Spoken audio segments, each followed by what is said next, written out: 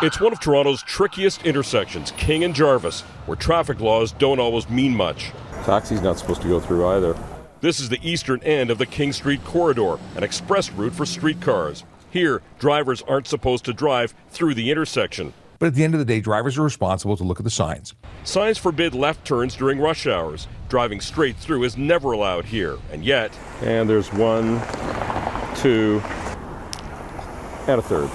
Drivers routinely ignore the rules, even with police around. Police in cars and on bicycles in full view. We have officers who do continuously write tickets there, but as soon as we're not there, we're not catching anybody.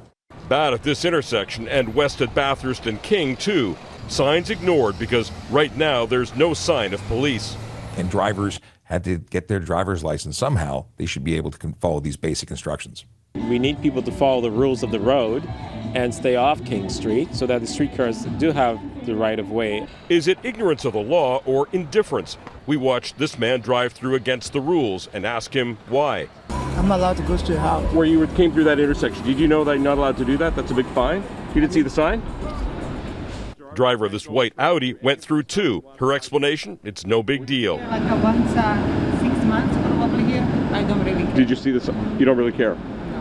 Oh. It's those who are coming in and out of the city who are the ones who are actually breaking the rules because they don't care about the real people who live here.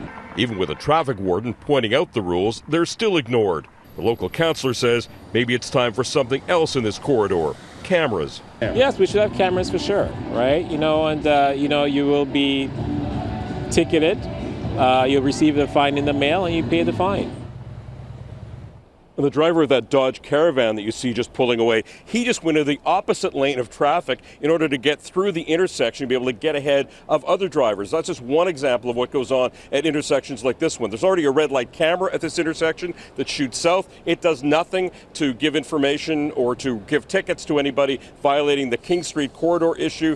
When it comes to cameras, well, Toronto's a cash-strapped city. If you put cameras in these kinds of intersections, you could raise a lot of money based on what we've seen because so many people break these rules regularly. Tracy. And the plan only works if people follow the rules. Thanks for that, Sean.